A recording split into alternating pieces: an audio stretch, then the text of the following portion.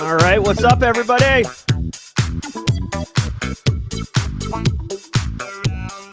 All right, good morning, folks. Today is Wednesday, Worldwide Wednesday, December 21st, 2022.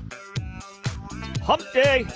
Welcome to episode number 266 of Simply Cyber's Daily Cyber Threat Briefing. I'm your host, Dr. Gerald Auger, and over the next 45 minutes, I'll be delivering the top cybersecurity news stories of the day and providing my expert analysis on each of those stories, on what it means to you as a practitioner. So how can you operationalize it at work today or this week, or I hope, not this weekend. Or if you're looking to break in the industry, there's going to be great value here for you. A lot of terminology, good networking, concepts, understanding what's going on. It's going to be a good time. Settle in. We're going to have some fun. But before we get into the news, I want to say shout out and thanks.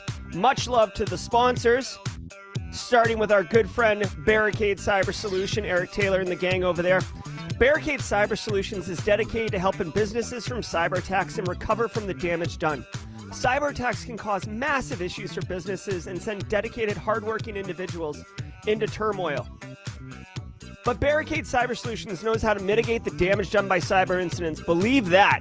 Check them out at barricadecyber.com. Simple. There's a link in the description below. I'm actually just saying Barricade Cyber. This is their site. You scroll down, half a click. You can have a meeting with Eric right there. Can you have a meeting with him on Christmas Day? His calendar's up. You could have Christmas morning with Eric Taylor.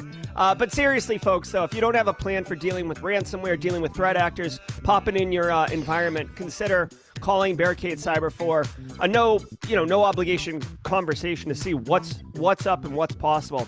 Also want to say much love to Recon InfoSec, Eric Capuano, Whitney Champion, the whole gang over there, delivering great value. If you're looking for help to augment your IT or security team with a fantastic managed detection and response service, I encourage you to consider Recon InfoSec. Their offering includes the people, process, and technology needed to deliver full-spectrum SecOps to organizations of any size. One of the best things about their MDR services is that they provide you direct access to Recon's team of experienced SOC analysts, engineers, and architects anytime for any reason. A lot of MDRs won't do that. When you're shopping around MDRs, ask them if they do that. The chances are they're like, no, we have you go through like a single belly button. You're like, nah. So that's on top of the fully managed SIM and SOAR that they give you access to, which gives you full visibility into your environment and any investigations going on at that time.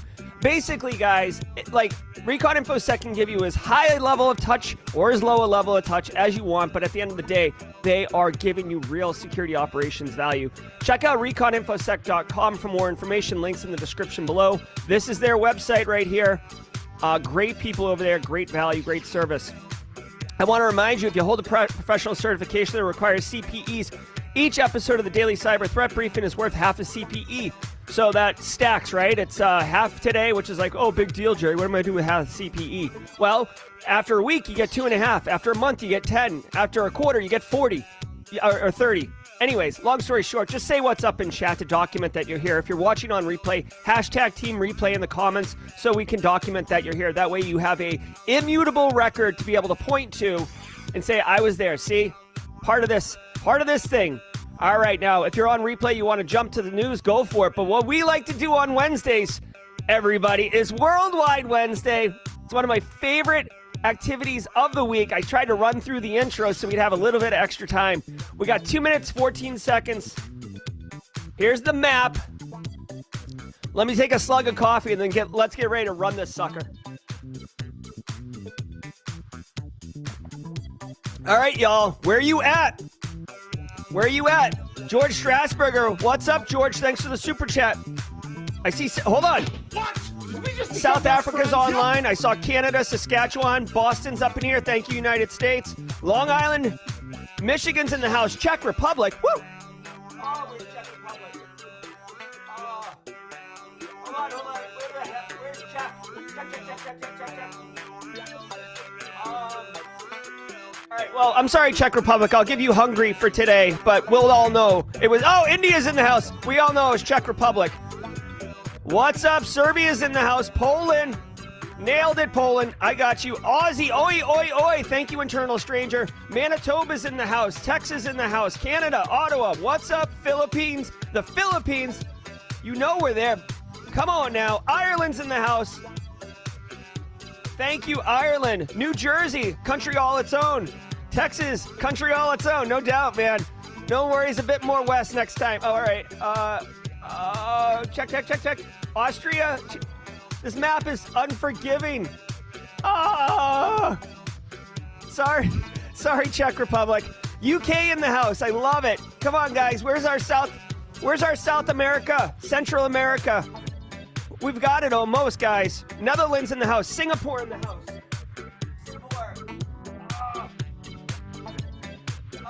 My ignorance is showing. Where the hell is Singapore? Singapore.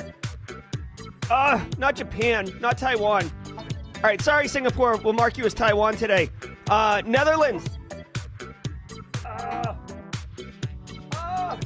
There's Czech. Netherlands. Nigeria's in the house. Oh, this map is brutal. All right.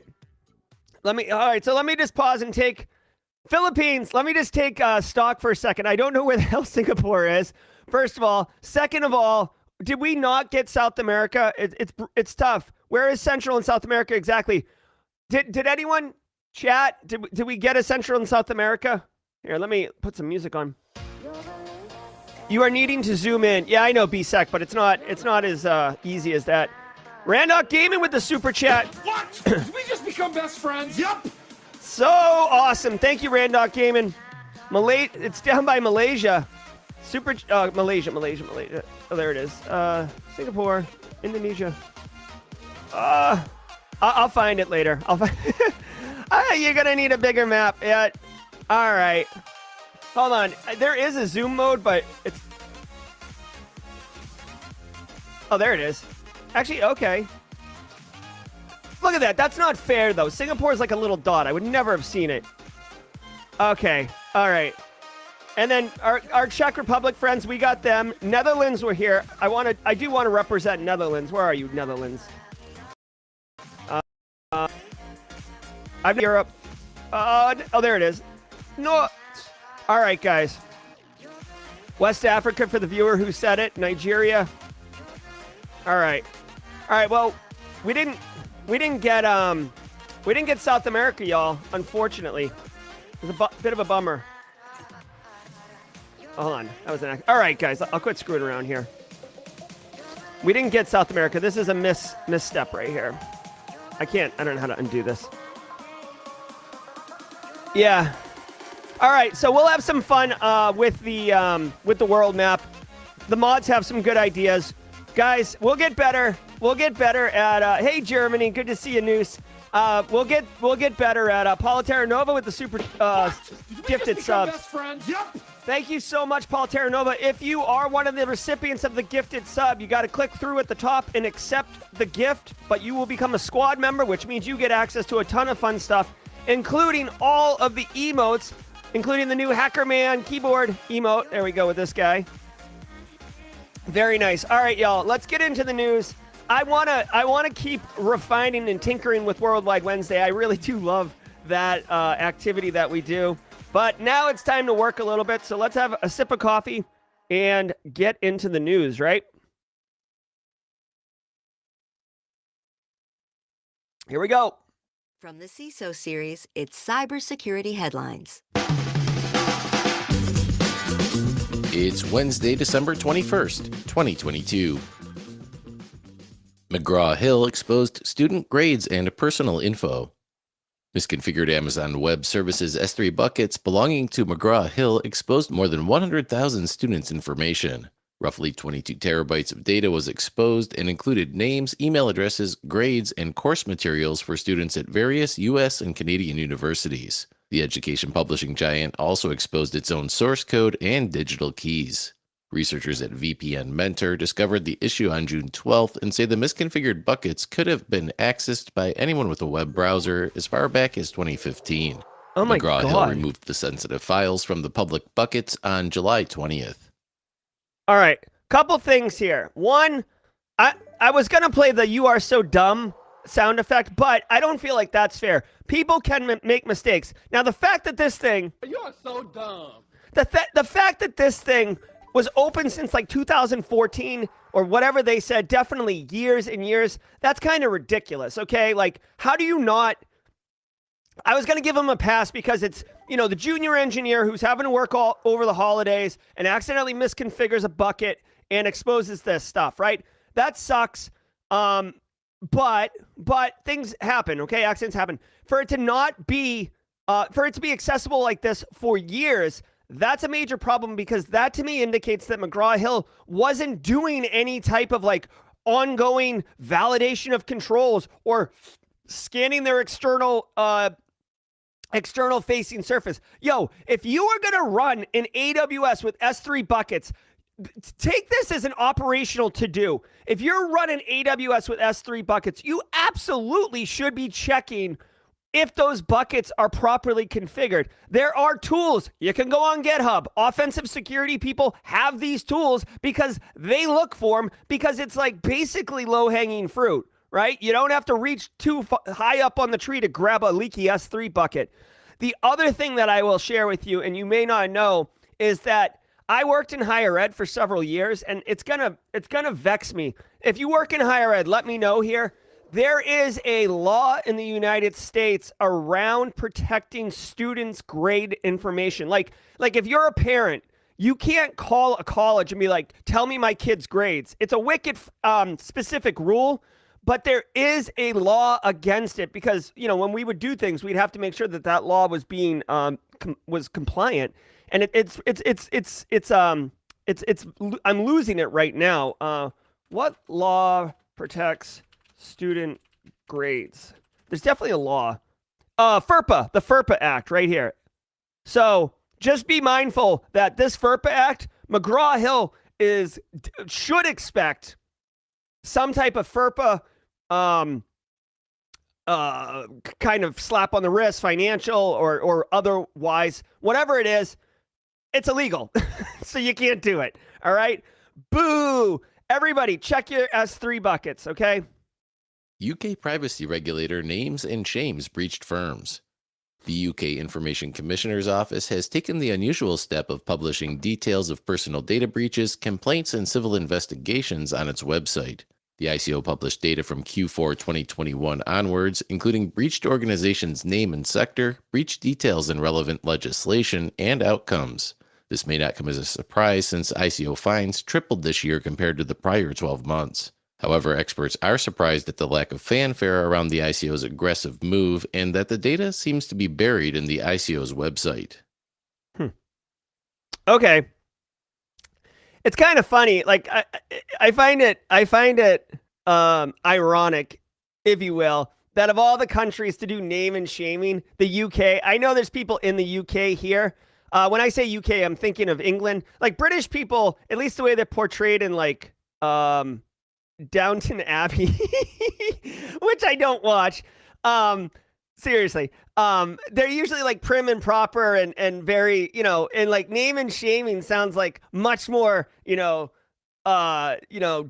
and like, like fighting with like glass on your knuckles and stuff like that. So anyways, they're going for it. I will tell you this. We'll see if it has any type of impact on changing anything. The UK, as far as privacy goes, they have GDPR. GDPR is a European Union regulation that has teeth as sharp as like a jaguar's or a great white. These teeth, man, I've seen so many companies get real financial fines.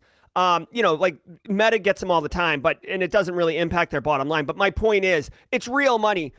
The United States has like HIPAA, and you see fines, but they're usually gross adjusted for the company, and you have to like screw up multiple times before HHS OCR, who's the Office of Civil Rights that actually levies those fines, before they actually start pushing financials. Like if you see a company get a HIPAA fine, they must have really screwed up and been like really prickish dealing with HHS OCR. So anyways, all of that to say, GDPR's fines have seemed to be good, so I don't know why they're introducing this name and shaming thing. We see it in the United States. HHS, as a comp, has the OCR name and shaming site. So if you didn't know that, you can go and look at all HHS name and shame. You can look at all the companies in the United States that have had a healthcare breach ever. This is it right here. Of 500 records or more, right? Like, so just look at this. December 20th, Prairie Lakes Healthcare System, South Dakota, had a network server issue, 1,059 people. Like, you cannot get off this list. There's no request to get off. There's nothing. Like, once you're on this list, you're screwed. Now, here's the whole reason I bring it up. Nobody, like, have you ever heard anybody be like, oh my God, I'm on the name and shame for HHS. This is terrible. Is any consumer going to the name and shame site to look at it? No. So I don't understand, like, what is the UK's, what's your end goal with this besides being a prick? You know what I mean? Like, do you think that this is going to change anybody's behavior? Do you think people are going to be like, oh my God, better invest in cyber now, better invest in privacy now? I don't think this moves the needle on anything based on 10 years, 15 years of HIPAA, HHS, OCR. Okay. Anyways, GDPR's got real fines, though. Twitter aided the Pentagon in covert online propaganda campaign. For years, Twitter execs claimed that it makes concerted efforts to detect and thwart government-backed propaganda campaigns on its platform. However, emails between Twitter and the Defense Department from as far back as 2017 show that Twitter worked with the government to safe list a network of the military's social media accounts and online personas. The Pentagon has used the accounts to generate news and memes in an effort to shape opinion in Yemen, Syria, Iraq, Kuwait, and others. Though Twitter has since publicly opposed such platform manipulation tactics, the accounts were not shut down for years, while some still remain active. All right. So, the inch deep story here, the quick story here is that the United States was using Twitter for information operations, influence operations in foreign countries. Okay. That's the micro story here. We just had a story yesterday. My brain isn't really processed this coffee yet, but we just had a story yesterday or the day before about Russia and China and all these information campaigns getting shut down and everything like that. Guys, let's be real. And this is Worldwide Wednesday, so there is an international audience here. But, I do live in the United States and kind of speak from a United States perspective. Like, if you think that because we're the good guys, we don't do the trashy things, you're fooling yourself, right? Like, every first world power takes advantage of every opportunity and every technology that they can to continue to stay in power, right? I said it yesterday, except I was talking about people. People in power want to stay in power. Countries in power are run by people. Countries in power want to stay in power, right? So obviously, this is a tool in the toolbox for the Pentagon, for the Department of Defense, and they were using it. Now, what I want to point out here is the power of power. Okay, so Twitter actively says we don't allow this type of crap going on. Twitter actively goes out of its way to shut down and report on Russian campaigns, China campaigns, Iranian campaigns, right? We just read that story yesterday.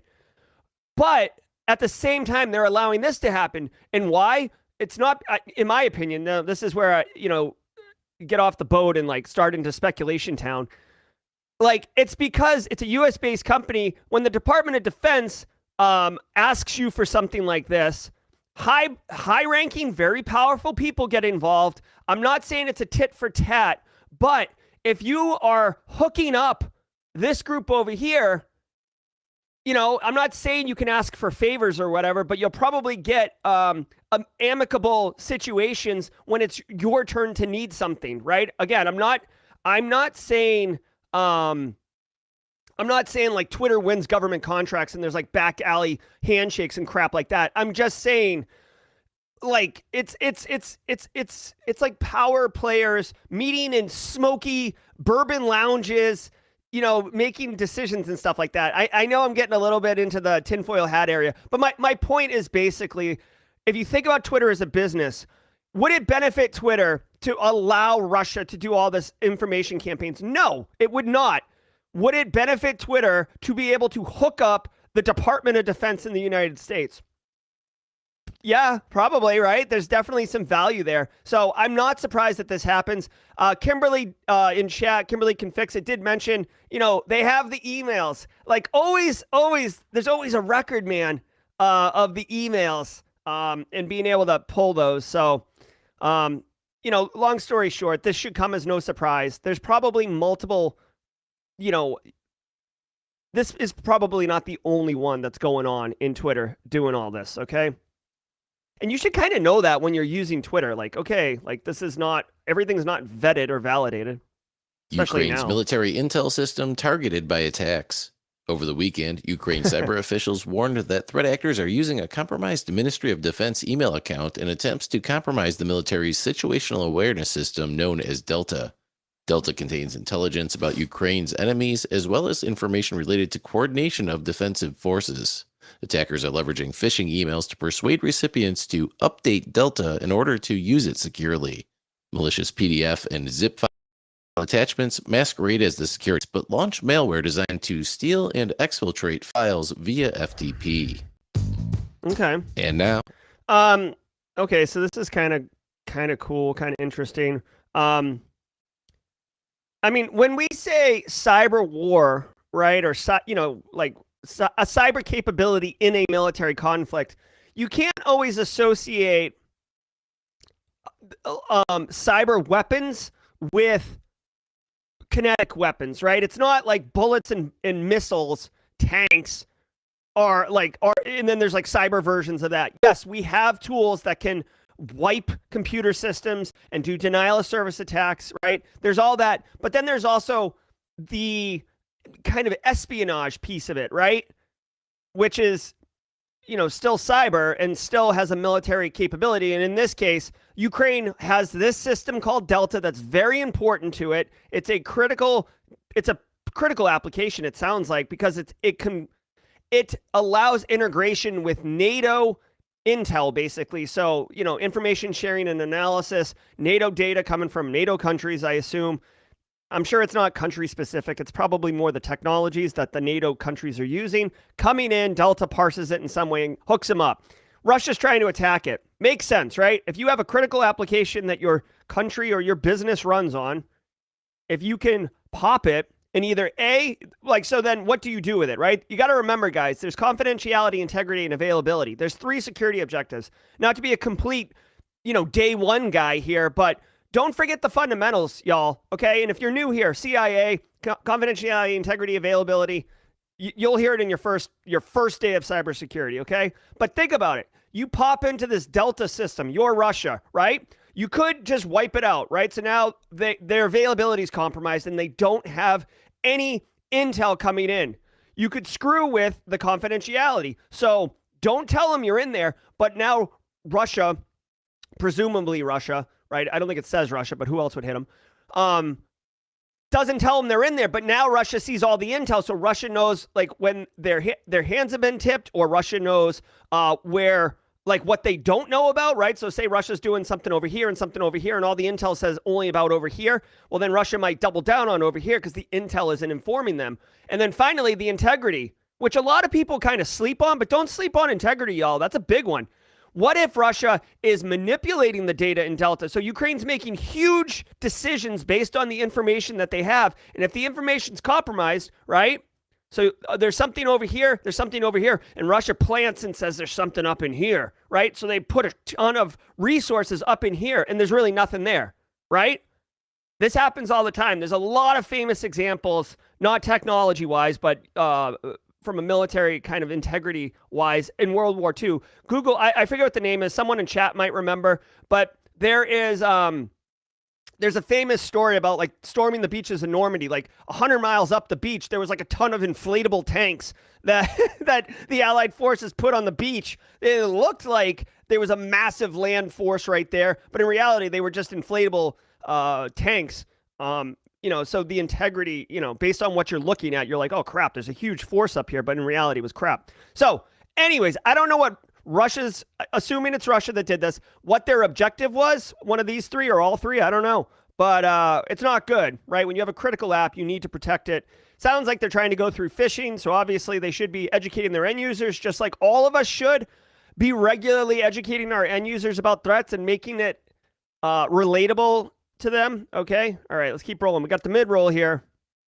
All right, I see a lot of people talking about tinfoil hat emotes. We do have a slot for a new emote, so I will take suggestions. Let's do the mid-roll. A word from our sponsor, 21's. If you're like most security teams, you're currently facing more phishing attacks and alert fatigue. The holiday season is the most wonderful time of the year for shoppers, but it's also a busy time for cybercriminals. 21's no-code automation platform can help you transform your SecOps and stay one step ahead. Visit 21's.com, that's TINES.com, to sign up for free today. All right, as we are known to do, let's get our non-copyright infringing version of Simple Minds and do the mid-roll. All right, y'all, it's good day, good day. I want to thank Barricade Cyber Solutions and Recon InfoSec again for their sponsorship, making the show possible. If you're getting value from the show, right, if you've enjoyed what we've done in the first half of the show, take a minute and hit that like button. It really goes a long way. It tells me, A, that you like what we're doing here, but more importantly, and this is the real reason that I even take a breath to ask you for this, by hitting it, it tells YouTube that, hey, people like this, and YouTube knows that people who are searching for cybersecurity stuff and will say, hey, here's some stuff that a lot of cyber people like. Maybe you like it too. We're at 150 people right now. Would love to get more in here. Thank you, Paula Terranova. InfoSec Kid with the 3-month squad. All right, guys, couple little programming notes. As always, go to simplycyber.io/newsletter. The URL is in the yellow at the top. If you want to get on the mailing list, where I basically send you a killer email every Monday morning on how you can absolutely dominate at work that day. It's like 3 pieces of actionable intel, one for your end users, one for your peers, one for your executives. Sign up. If you don't like it, you can unsubscribe. I don't, no hard feelings or anything like that. It is Wednesday.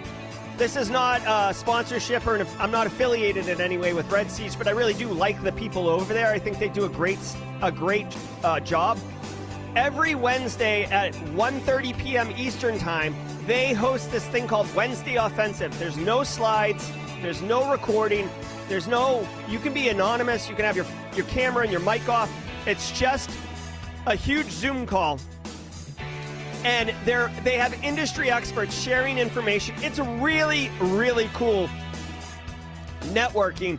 And you can see here later today, they're going to have Sean Goodwin on from Wolf Den Secure. Check it out. I'll drop a link in chat.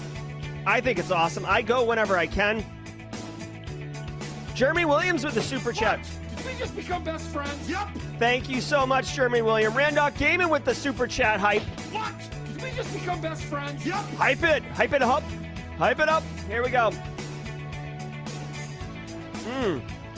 Thank you, Cybersecurity Central, with the 10-month squad run. You're about to unlock that blue logo there. Guys, surprise, surprise. Guess who's dropping an Advent of Cyber tomorrow? 2 thumbs and smiling. This guy. If you haven't been doing Try Hacks Me's Advent of Cyber, it's a really fun daily challenge. There's a great storyline to it, and a lot of people are doing it, so it's a great networking and community thing. Jerry, me, got day 22, which is tomorrow, so I'll be dropping this at 8:45 a.m. tomorrow, so right as the stream ends, my Advent of Cyber Day will open up BSEC, so you guys can giddy up on that if you're into it. I'm excited about it.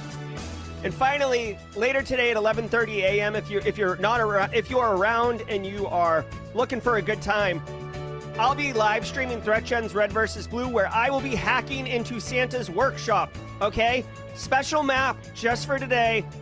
I will be attacking Bandit Yeti style all up in Santa's workshop, trying to brick it. So take a look at that, okay?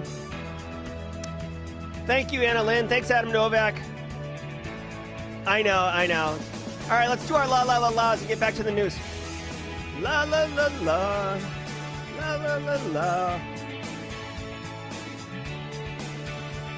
All right, let's get into the news.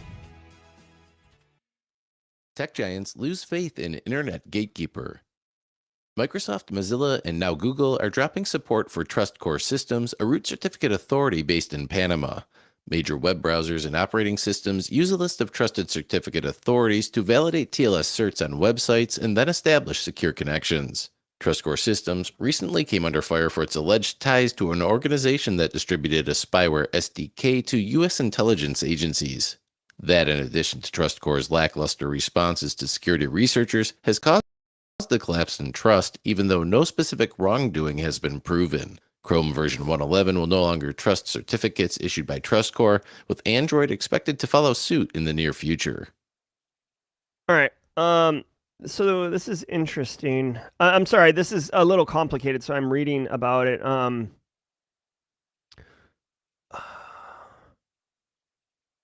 Okay, so a couple things here, guys. I don't dabble too hard into the PKI infrastructure, or that's kind of redundant, but like the public key infrastructure, PKI, you might have heard of it. It's where you have a public and private key.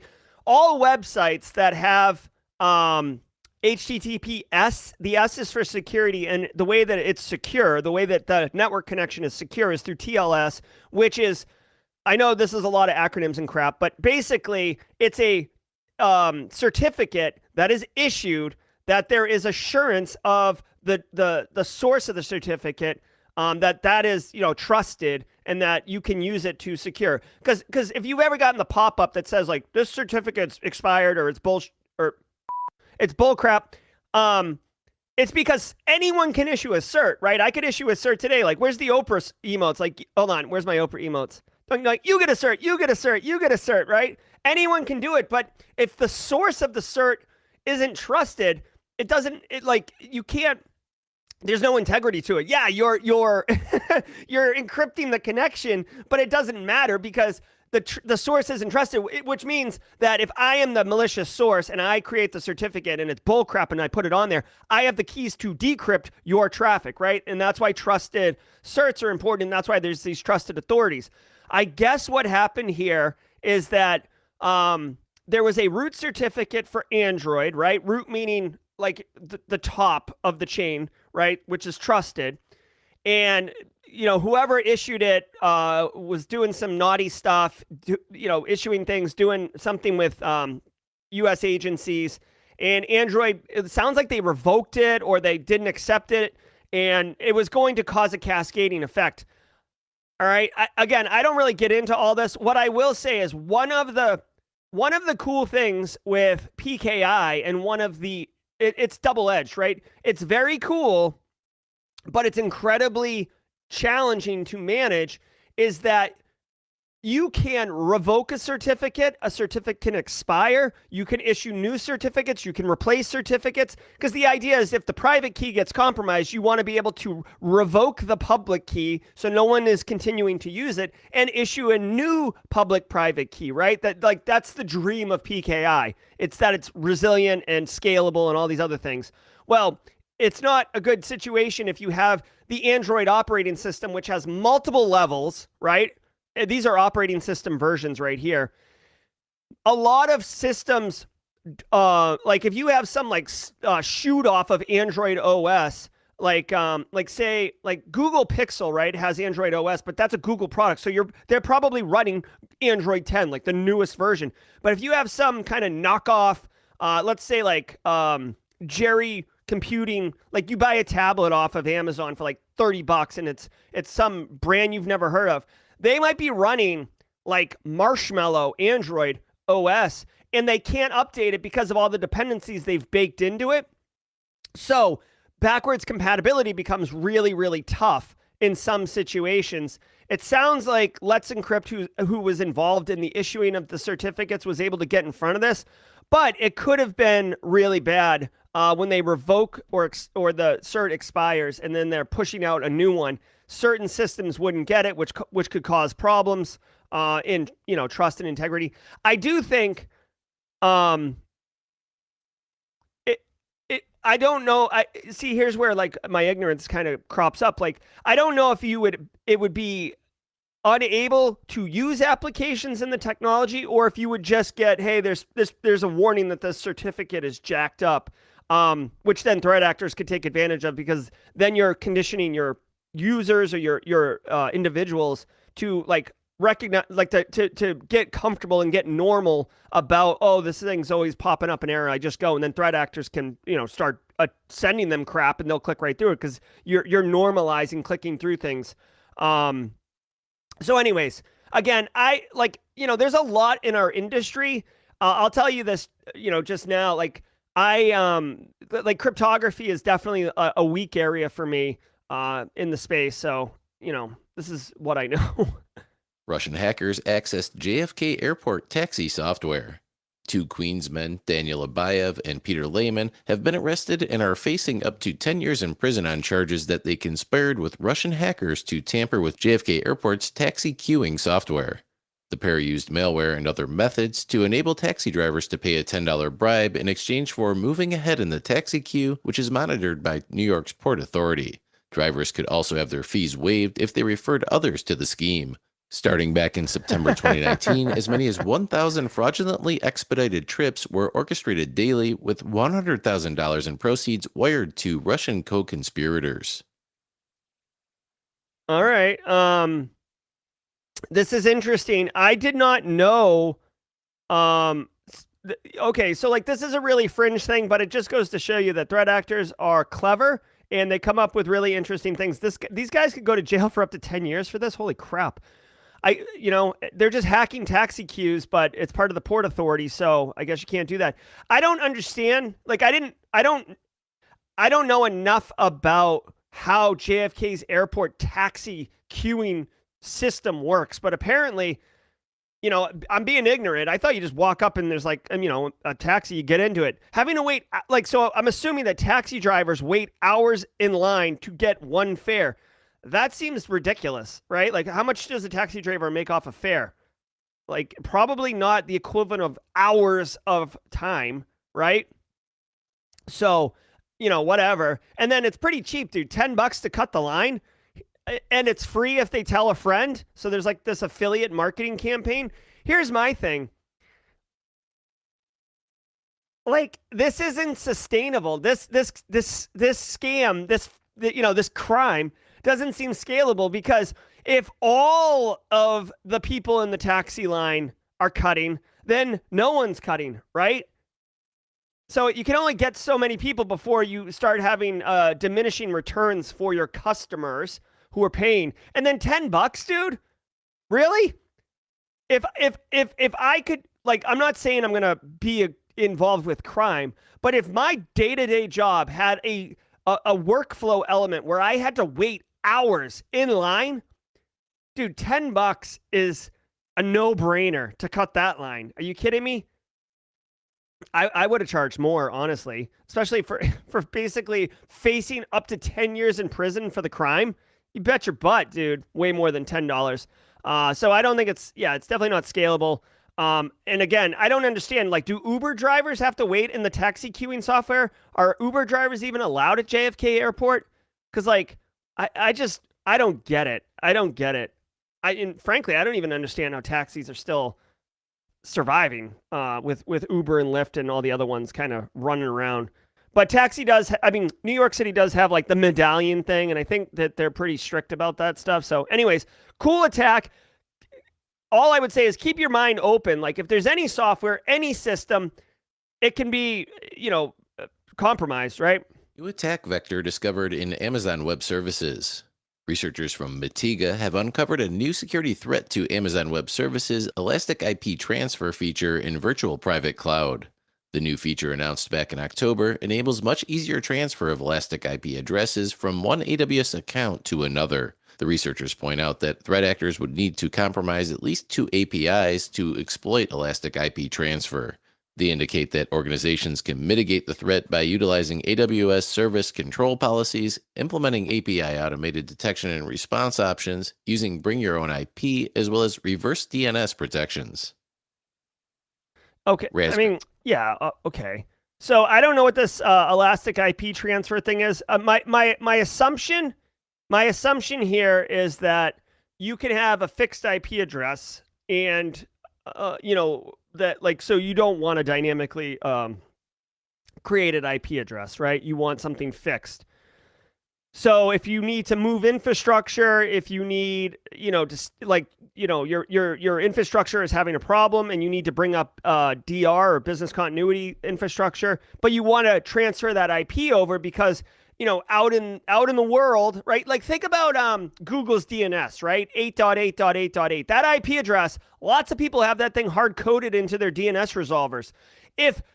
If Google's DNS got jacked up or whatever, and like that 8888 went down, they'd want to be able to move it because there's a lot of things pointing at it, right? So my understanding is that's what this service is, and it's cool. Now, what they're saying is it could be exploited, and it makes sense, right? So if you're a threat actor and a lot of people are pointing at a specific IP, if you can get that IP address, then you could host malicious infrastructure, fake landing pages, whatever, and the victims wouldn't know any different because this is the IP that they go to. This is what their technology is configured to do. It's the same as yesterday. Let's get compromised together. There we go. So now the one thing I would say is they said in the story it requires two different APIs to be compromised or whatever. But the real thing here is I read something in here that kind of like, listen, as often happens with a useful feature, a malicious actor with the right credentials and permissions could potentially misuse the feature to cause harm. And I know you can't see it because it's tight on the screen, but no kidding, dude. Like, here's my thing. Like, maybe this is way cooler than I'm giving it credit for. But, like, if you have the right credentials and permissions, then you could misuse it. Yeah, if you have domain admin in an AD environment, you can cause harm. Obviously, this is why access is so important, and why privileged access management, configuring permissions appropriately, is important. It's very tough to do. Most times you just say, hey, new guy, you're doing the same job as the guy who's been here for 25 years. Give him the same access. But the guy who's been here for 25 years has just accrued a ton of access. And now all of a sudden, Johnny, Green behind, Johnny Green, right? Like, whatever. The person who's brand new has access to all sorts of crap that they don't really need access to, and it's a problem. So anyways, my point here is, if you need creds and permissions, then it's less exciting, dude. If this is like an API that anyone can query and access and cause damage, that's novel and a problem. But just protect your creds, monitor logins and stuff like that. So Robin Worm drops fake malware to confuse researchers. Researchers at Trend Micro discovered Raspberry Robin using trickery in recent attacks against telco providers and government systems. Raspberry Robin is a worm-like malware dropper that typically reaches target systems via malicious USB drives. The malware leverages heavy obfuscation to hide its code from antivirus programs and security researchers. Now, to make it even harder on researchers, Raspberry Robin is now equipped with two different payloads. If the malware detects it's running inside a sandbox, indicating it's likely being analyzed, the loader drops a fake payload. Otherwise, it will launch the actual Raspberry Robin malware. And that does it for today's cyber. All right, two things to pull away from this one. Okay, one, physical USB drives as an attack vector. We spend a lot of time talking about, internet-based threats, leaky S3 buckets that can be accessed from anywhere in the world, phishing emails. Guys, a malicious USB drive is a viable and, common enough attack vector. All right? So make sure you're including this in your end user education and awareness. Like, don't pick up, dude. They'll write like crypto wallet on the USB drive, which used to be really exciting, and now crypto's worth trash. So maybe not that, but they could write nudes. They could write financials. Well, like, whatever. Whatever it is they write on the outside of the USB drive doesn't have to be what's in there. It's just trying to encourage you to plug in. Second of all, you can mail these things. Third of all, you can hand them out at conferences, right? Oh, hey, here's a bunch of crap that's wicked awesome on this drive. Here you go. Like, whatever. And by the way, I can use LinkedIn to find all the CFOs of whatever target companies I want and send them this stuff, right?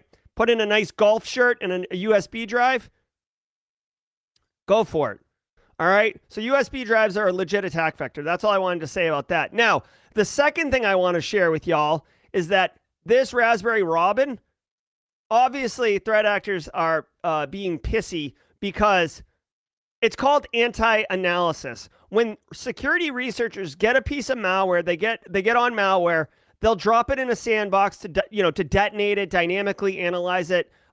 Check out Matt Kiley's videos on Flare VM. He just had an Advent of Cyber one, right? You analyze it, you look at it, but the thing is, threat actors know what kind of programs, binaries, executables, whatever you want to call it, researchers use, right? So there's a lot of popular ones, right? Like Procmon or Apate DNS or Windebug or IDA Pro, right? So like there's a ton,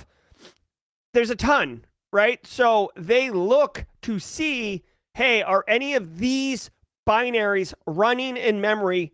Yes or no. They also say, hey, can I reach out to certain network connections? Yes or no.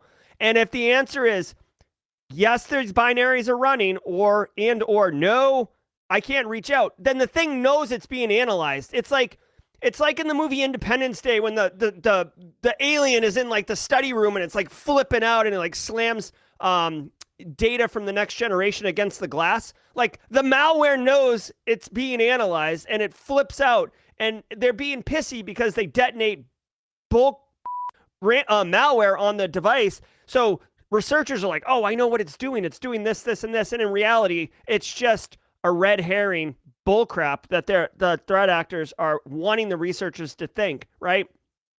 A bit clever. This is a little bit of that kind of cat and mouse game between threat actors and security researchers. So, I mean, they had to go through the trouble and effort to put the fake malware on there and to determine if it's being analyzed or not, right? So that is a level of effort that they had to go into. I share all this because I want you to know operationally about the USB drives, and then from an education perspective, what anti-analysis is, and that it even happens, that threat actors actually do it. Security headlines, but just... All right, so that's going to do it for the news, guys. If you were here just for the news, I'd like to say thank you very much. I appreciate y'all being here. We're going to spend a few minutes just talking about some new stuff coming out. I want to share with everybody that this Thursday, I know you can't really see it, awesome. Mick Douglas's face is covered up, which sucks. Dude's wicked awesome. SANS instructor, really awesome guy, Mick Douglas, has lots of hot takes on Twitter.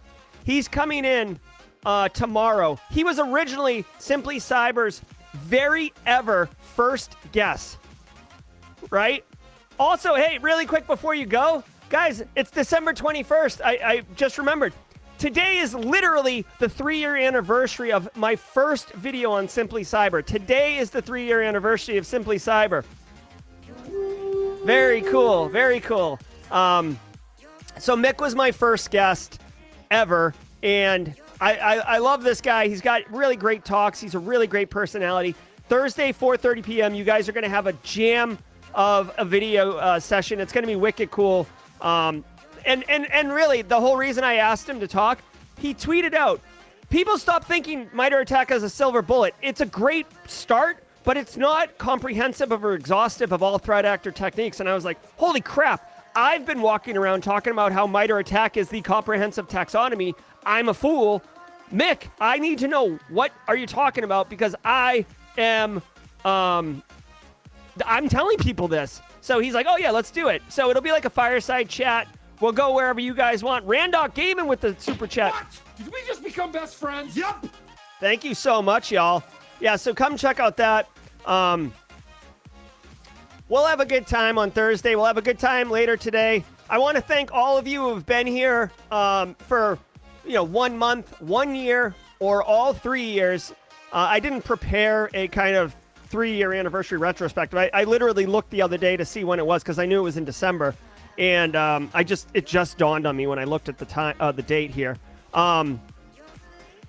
So yeah, 3 years. I know some of you have been here a long time. Thank you, Chinadu. Yeah, thank you.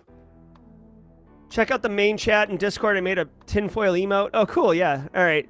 I'll check that out. Thank you, Giancarlo. Thank you, Anna Lynn. I appreciate it. Robert Moritz. Nope, my day is tomorrow. Where is it? Day 22 is tomorrow. Thank you, Cyber Munchkin. Yeah, tomorrow at 8:45 a.m. So right after the stream ends, it's going to drop, and I'm super pumped. Justin Gold with the super chat. What? Did we just become best friends? Yep. All right, I love it. And guys, on Friday, I'm trying to set this up. I was going to let him review it and see if he wants any edits. But this Friday at 8:45 a.m., we're dropping Mechanic to Cyber as part of the Roll to Cyber series. Where everybody can pivot from cyber into cyber, okay? And I'm going to prove it by sharing all of these amazing stories. We've done retail to cyber. We have done hospitality to cyber, stay-at-home parent to cyber. We've got mechanic to cyber on deck.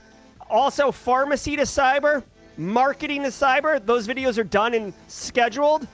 We'll be dropping all these, dude. I'm telling you what, I am on a mission to cover as many jobs to cyber with real people who really did it, because I don't want anyone to say, "Oh, I don't think I could do it. It's not for me," right? That's not true. The final thing I want to share with you guys, I should be so much better prepared, but I'm not. I always forget stuff. If you did not know, I updated the GRC Analyst Masterclass yesterday. I've added 3 new modules.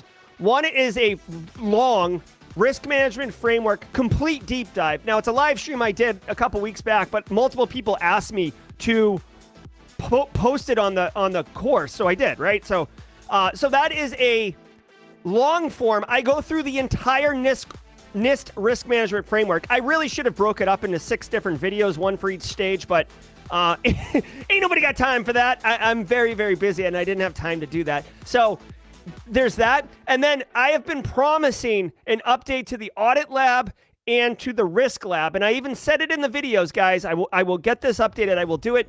The videos are updated. I literally have a spreadsheet you can download. You can follow along with me. I explain exactly how you would do it, exactly what you would fill out in the spreadsheet. I fill it out in the spreadsheet, and you do too. Once the audit piece is done, you take that audit piece and bring it to the risk lab, and then you, based on the findings that we got from audit, right? Audit just says, is it in place or not in place?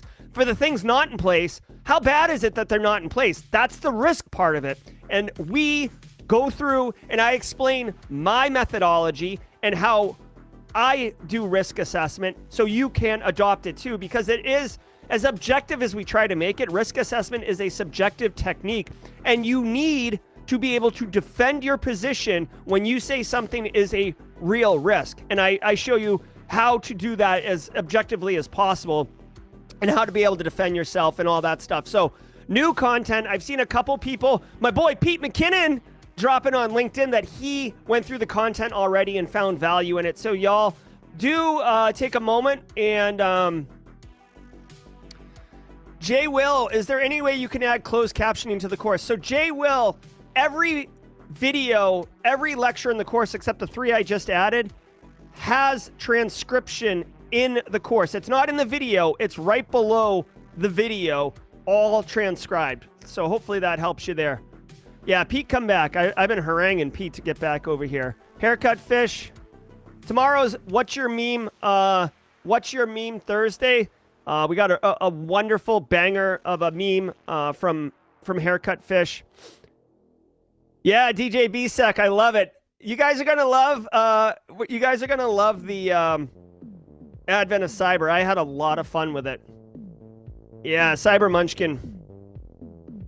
All right. Well, best wishes, Haircut Fish. I know you've been crushing it with that job interview process.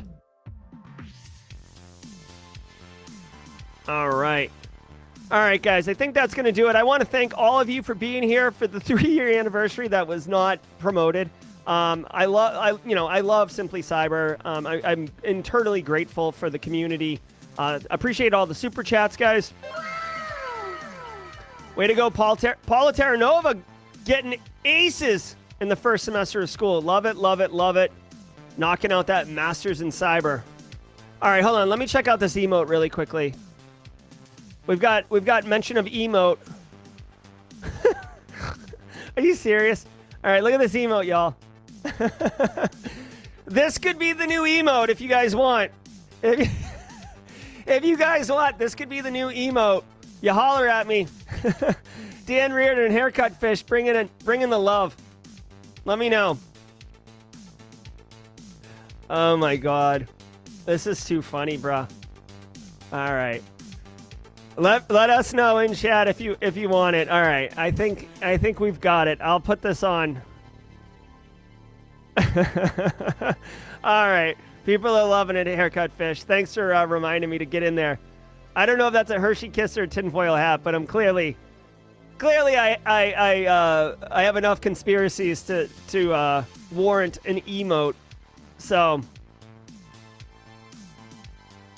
so Rotten Cupcakes 30 asking about neurodivergent and in cyber. Allow me to share this with you because I love connecting with so many people. Let me see if I can.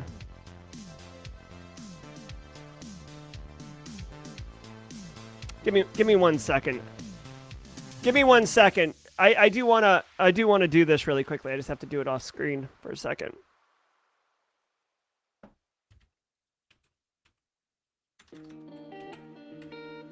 Yeah.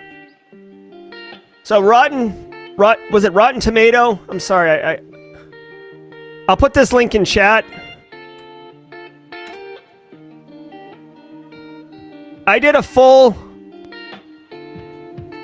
Come on. I did a full hour interview with 4 cybersecurity recruiters who are international: Australia, Canada, UK, United States, and the entire discussion was around neurodivergent cybersecurity hiring. Okay?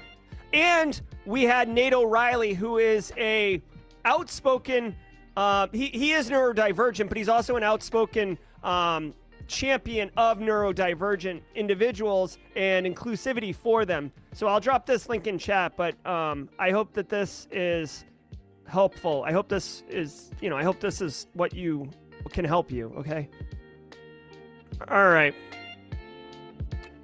All right, so I'll get on this emote too. Hilarious. All right. Guys, that should do it for the stream. We're right at 9 o'clock. I appreciate all of you. Thank you all for being here. Be good, and we will talk later today at 11:30 a.m. Eastern Time. All the best, everybody.